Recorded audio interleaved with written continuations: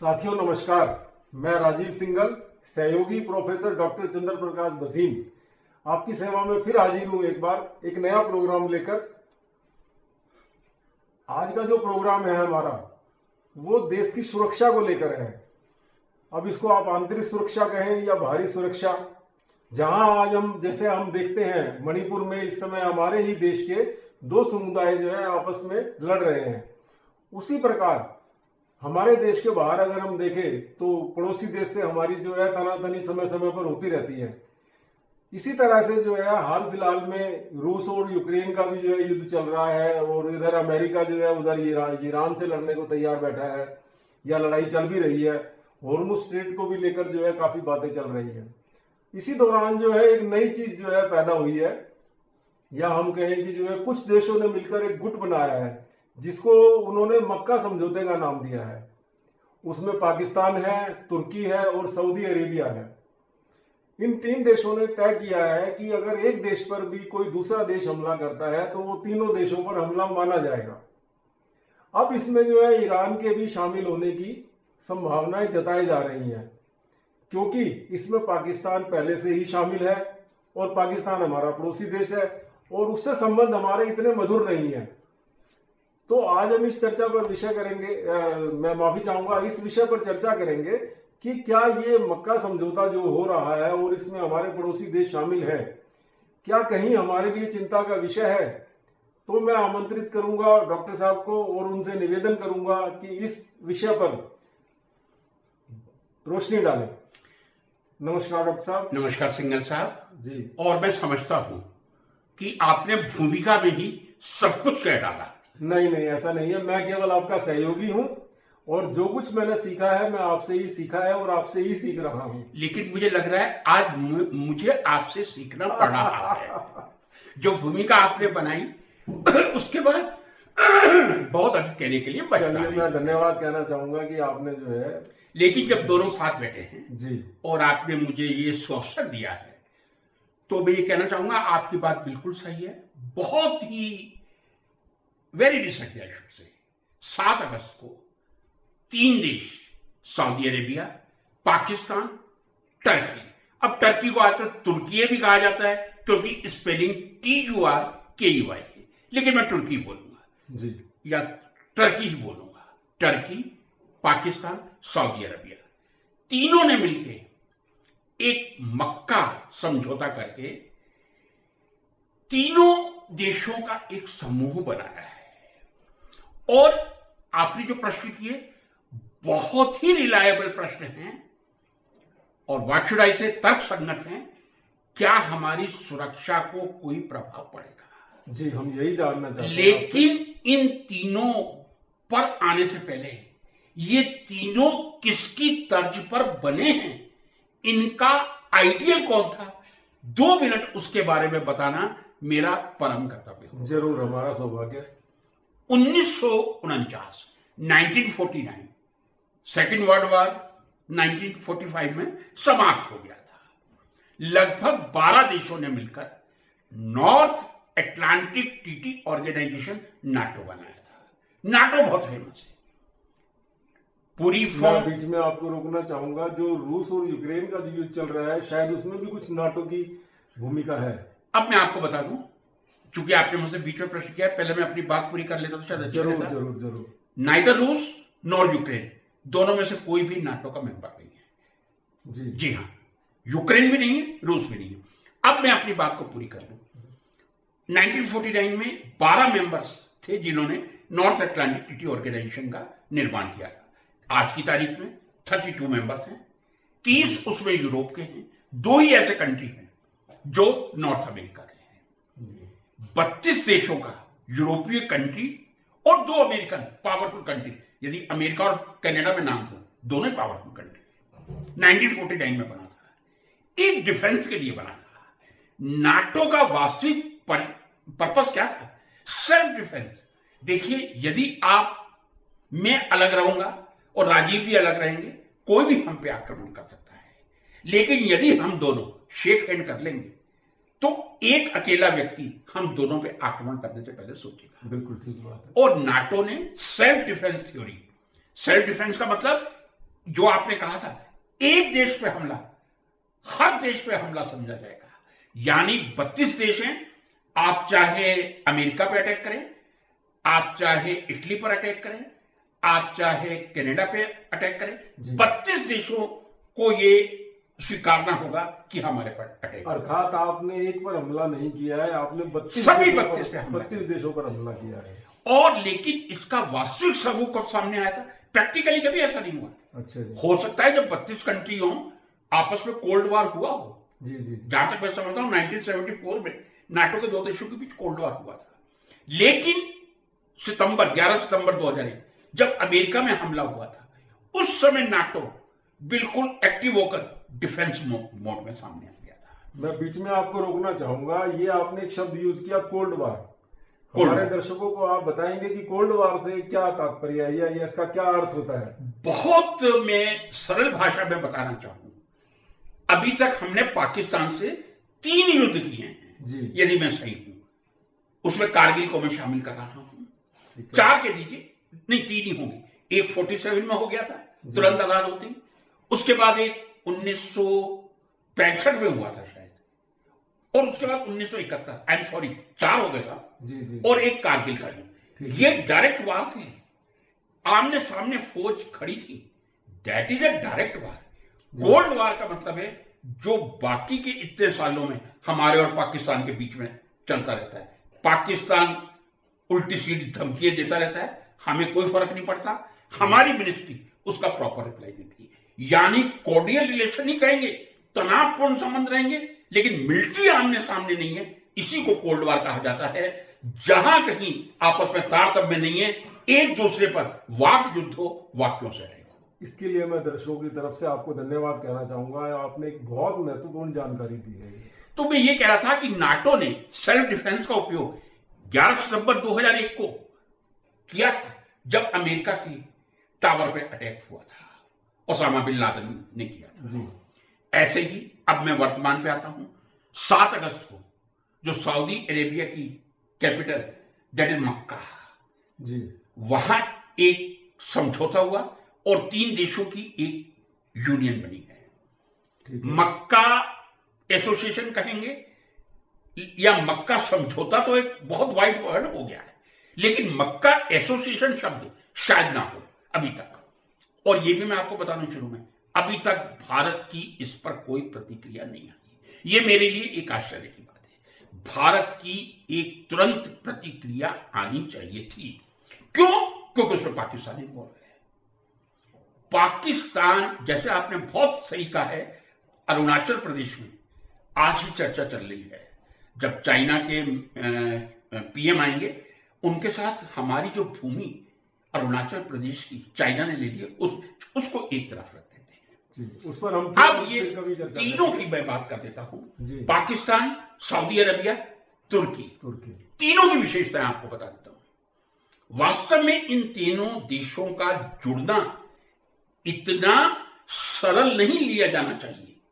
Saudi Arabia आपको मालूम है आर्थिक रूप से बहुत संपन्न है। और क्यों संपन्न है?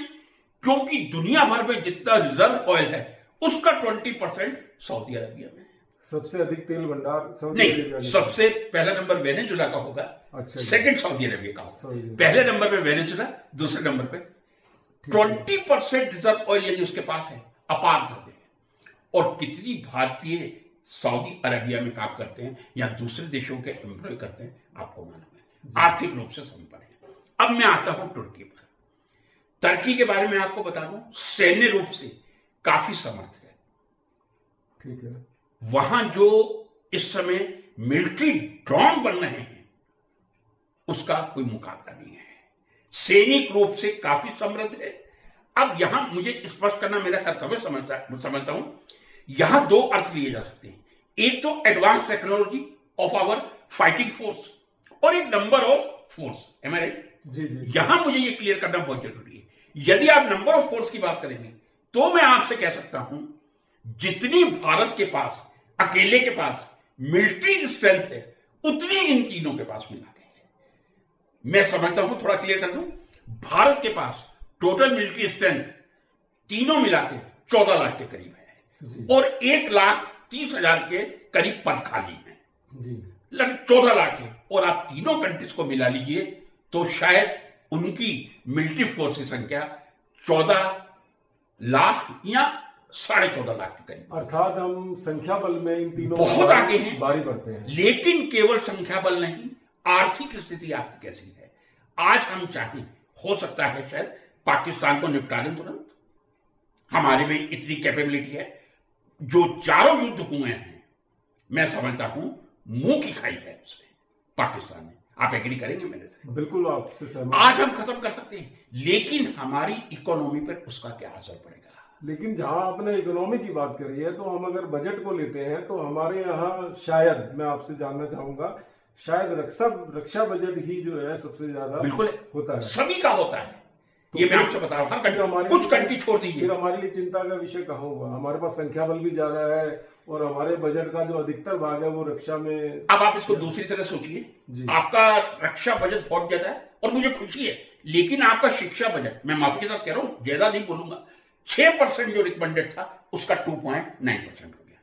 तो कहीं ना कहीं आप जब सैनिक बल बढ़ाएंगे, मिलिट्री पावर बढ़ाएंगे, उसका आपको खामियाजा भुगतना पड़ेगा। और वही भारत के साथ मैंने आपसे कहा, फोर्स, नंबर ऑफ फोर्स से काम नहीं अर्थात हम तकनीकी रूप से जो है सक्षम नहीं हो पाएंगे, क्योंकि सक्षम हैं। शिक्षा की कमी है। शिक्षा की कमी नहीं कह रहा, आर्थिक रूप से सबसे बड़ा आर्थिक संकट है हमारे पास। देखिए, आप कितने ट्रिलियन डॉलर की जीडीपी बनते हैं वो इंपॉर्टेंट नहीं है, आप आर्थिक रूप से अपने देश के स्कूलों को, हॉस्पिटल्स को, या जिसको मैं एक आम भाषा में कह दूं ह्यूमन डेवलपमेंट इंडेक्स को कह दूं, वो बात है। वैसे तो मैं ये भी आपको कह दूं, यदि फायर पावर इंडेक्स यानी मिलिट्री पावर देखा जाए तो भारत 4थे नंबर पे होगा, तुर्की शायद 9वें नंबर पे होगा। जी जी। लेकिन टेक्निक में, कुछ टेक्निक में तुर्की हमसे आगे हो सकता है, जिससे मैं आपको बता रहा हूं ड्रोन टेक्निक जो है उसकी काफी। तीनों कंट्रीज का एक होना, ये वाकई पाकिस्तान एक ऐसा देश है जो सबसे ज्यादा अशांति प्रिय है। शायद मेरा प्रोनाउंसिएशन इनंसिएशन अशांति प्रिय, हम शांति प्रिय हैं, हमारी तो शुरू से ही शांति, live and do let live, जियो और जीने दो। लेकिन पाकिस्तान, चूंकि उसको तुर्की का सहारा मिलेगा, सऊदी अरबिया से फाइनेंशियल सपोर्ट मिल सकता है, पाकिस्तान के पांव ज्यादा पसर सकते हैं। और अभी इसमें ईरान के भी शामिल होने की अटकलें लगाई जा रही हैं। ये परमात्मा ना करे कि ईरान इसमें शामिल हो। और जहां तक मैं समझता हूं, ईरान, यदि मैं सही हूं, अपने आप में इतना पावरफुल है, वो किसी भी ट्रीटी में फंसने की कोशिश नहीं करेगा। यदि मुझसे व्यक्तिगत राय पूछी जाए कि ईरान की पावर को देखते हुए क्या उसको किसी ट्रीटी में, मक्का ट्रीटी कह देते चलिए इसको, अब मक्का ट्रीटी मेरे दिमाग में आ गया। लेकिन जहां तक मेरी जानकारी है, ईरान के शामिल होने की जो बातचीत है वो अंतिम दौर में लग रही है मुझे। हो सकता है शामिल हो जाए, लेकिन ईरान अपने आप में एक महाशक्ति है, मैं आपको बता दूं। ये तो और ज्यादा चिंता का विषय बन जाएगा कि एक महाशक्ति बिल्कुल जो है बनेगा। ऐसे ग्रुप में शामिल हो जाती है कि जिससे पहले ही हमारे देश के संबंध लेकिन जो है ये मैं आपको बता दूं, नहीं, ईरान से हमारे संबंध तनाव ईरान से नहीं, ईरान से बिल्कुल हमारा दोस्ताना व्यवहार है। बिल्कुल। अमेरिका इस समय दुश्मन का व्यवहार कर रहा है भारत के साथ में, आपसे टैरिफ को लेकर, टैरिफ को लेकर या दूसरे बिंदुओं को लेकर। यदि आपको ध्यान हो, 7 अगस्त को ये जो मक्का ट्रीटी हुई थी, ऑर्गेनाइजेशन बना था, सबसे पहले वेलकम करने वाले डोनाल्ड ट्रंप थे। उनको क्या ऐसी परिस्थिति आन पड़ी थी कि सबसे पहले उन्होंने वेलकम किया, I welcome the step of Mecca समझौता विच इंक्लूड सऊदी अरेबिया, तुर्की एंड पाकिस्तान। अगर हो सके तो इसका कारण बताएं हमारे दर्शकों के लिए। नेचुरली जी, यूएसए का तो अमेरिका ने इसको सपोर्ट क्यों किया? इसलिए किया कि उसको मालूम है सऊदी अरबिया आ गया, उनके पास पैसे बहुत है, और चूंकि पाकिस्तान भारत का दुश्मन है, शस्त्रों की जरूरत और ज्यादा पड़ेगी, तो अमेरिका तो शस्त्र बेचना चाह रहा है सर, बिजनेसमैन है डोनाल्ड ट्रंप। लेकिन कहीं अमेरिका जो है, मुझे नहीं लगता कि पाकिस्तान का दोस्त होगा, क्योंकि ओसामा बिन लादेन को उसने पाकिस्तान में ही मारा था। अब आप फिर देखिए ओसामा बिन लादेन कब मारा था, और अभी आप देखिए यूएसए और ईरान के युद्ध के बीच में मध्यस्थता करने वाला देश कौन सा है? बहुत बढ़िया, बहुत बढ़िया। पाकिस्तान है इसके लिए- मध्यस्थता इसके करने लिए वाला। मैं दर्शकों की तरफ से और अपनी तरफ से डॉक्टर साहब का धन्यवाद करना चाहूंगा कि बहुत ही उन्होंने एक नुक्ते की बात बोली है। जब वो मध्यस्थता कर रहा है और यूएसए उसको वेलकम कर रहा है, और इसमें कोई दो राय नहीं है, भारत ने गाड़ी मिस की है। भारत का एक बहुत बड़ा रोल हो सकता था यूएसए और ईरान संधि करवाने में, लेकिन हम दूसरी चीजों में फंसे रह गए और पाकिस्तान उसका फायदा उठा गया। और आज पाकिस्तान एक शांति संदेश वाहक के रूप में जाना जा रहा है, विश्व में जाना जा रहा है। बिल्कुल उसने कोशिश की है। मेरे ख्याल पाकिस्तान के प्रधानमंत्री परसों यूएसए में थे, जो मुझे याद आ रहा है, आई एम नॉट श्योर, जो चीजें श्योर नहीं हो आदमी को कह देनी चाहिए। तो डायरेक्टली देखा जाए इन तीनों समझौतों का कोई असर पड़ने वाला नहीं है। जैसे नाटो ने पूरा नियंत्रण रखते हुए शीत युद्ध, अभी तक आप मुझे बता दीजिए नाटो के किसी कंट्रीज के बीच में 1:1 डायरेक्ट वार हुआ नहीं हुआ, शीत वार हुआ है आपस में किसी मुद्दे को लेके। क्या भारत और पाकिस्तान, जब पाकिस्तान को दो बाहें मिल गई, एक सऊदी अरबिया और एक तुर्की, क्या पाकिस्तान जैसा अशांत देश भारत को शांत रहने देगा? ये वास्तव में चिंता का विषय है। इस पर मैं ये भी चाहूंगा, हो सकता है मैंने मिस किया हो, आप मुझे बताइए, क्या भारत की तरफ से अभी तक कोई अधिकृत बयान आया है? अभी तक कोई आधिकारिक बयान अभी कोई जारी नहीं बिल्कुल। किया 7 अगस्त को आप देख लीजिए, आज 25 अगस्त से 18 दिन हो गए हैं सिंगल साहब, 18 दिन में भारत का कोई ऑफिशियल बयान नहीं आ रहा है, आना चाहिए था। तो ये जो बीच में बात उठकर आती है, मैं थोड़ा विषय से अलग जाना चाह रहा हूँ कि मोदी जी प्रेस कॉन्फ्रेंस से क्यों डरते हैं? अभी जो है अमेरिका के विदेश मंत्री हैं, शायद गोर्गियो, क्या उनका नाम है, मैं माफी चाहूंगा, उन्होंने भी कल बोला कि जी जो प्रधानमंत्री जी अगर कहीं किसी विदेश यात्रा पर हैं तो कृपया उनसे प्रश्न ना पूछे जाए। आपको याद होगा वो किसी विदेश यात्रा पे गए थे जी, और उनसे किसी कॉरेस्पॉन्डेंट ने क्वेश्चन किया था जी, तो उसको ऐसे करके उन्होंने हटा दिया था। आपको याद ही नहीं? जी हाँ, बिल्कुल, काफी उसकी जो है आलोचना। आदमी प्रेस कॉन्फ्रेंस कब कर पाएगा? जब उसके पास तथ्यात्मक तर्क होंगे। ये बता सकते हैं कि हमने मिलिट्री में ये सफलता प्राप्त की है। क्या मैं माफी के साथ आपसे पूछ सकता हूं, हाथ जोड़ के, यदि किसी पत्रकार ने मोदी से यह प्रश्न कर लिया कि पुलवामा में 60 किलो आरडीएक्स कहां से आया था, क्या मोदी जी जवाब दे पाएंगे?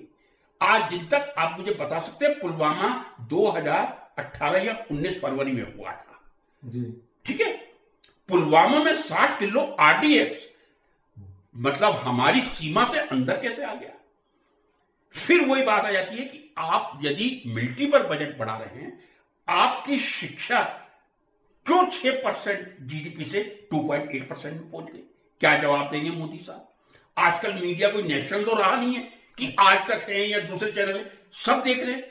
आपके स्कूलों की जर्जरित हालत, जयपुर में बगरू के पास जो स्कूल था, तबेला, जहां गाय भैंसे बांधी जाती हैं, वहां एक टूटे हुए टिन के शीट के नीचे चल रहा था।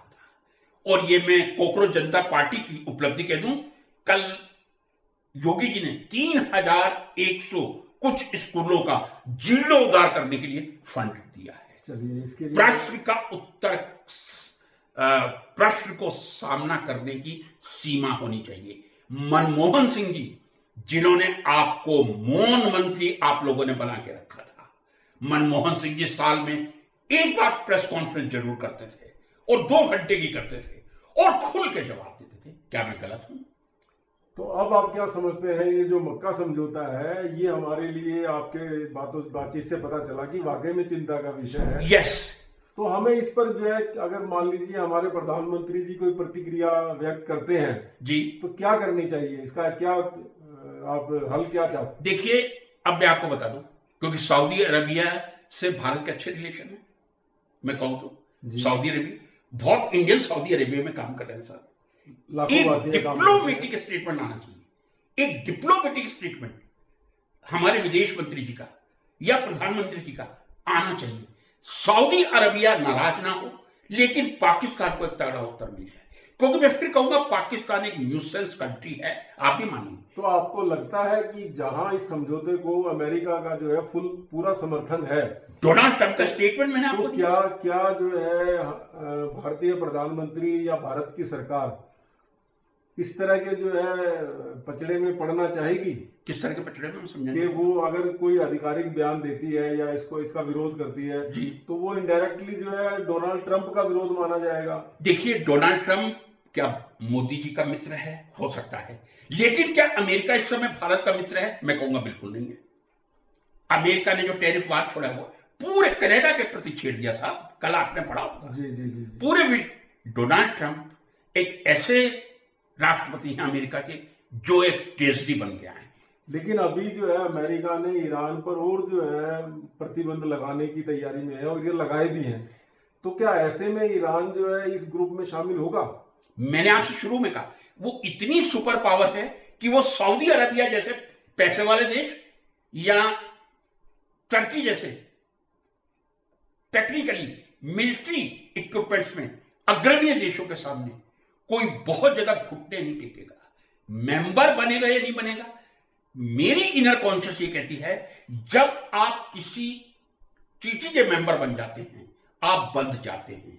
यानी यदि परमात्मा ना करे भारत पे हमला होता है, टर्की पे होता है या सऊदी अरबिया पे होता है, तो वो हमला ईरान पे भी माना जाएगा और वो और ज्यादा खतरनाक होगा। मैं आपको उस समय ईरान की पोजीशन थोड़ी सी जो है संदेह वाली हो जाएगी कि वो क्या फैसला संदेह नहीं, निश्चित रूप से भारत के लिए बहुत घातक होगी। मैं आपसे स्पष्ट कह रहा हूं, ईरान शामिल नहीं होगा, मैं ये मानता हूं। यदि होता है तो भारत के लिए वो बहुत घातक होगी। हम इसका फिर क्या आपकी नजर में विरोध कर सकते हैं या इसको रोक सकते हैं? इसका आपकी नजर में हल क्या है? देखिए, किसी ट्रीटी का जो ट्रीटी बनती है आप उसका विरोध नहीं कर सकते हैं।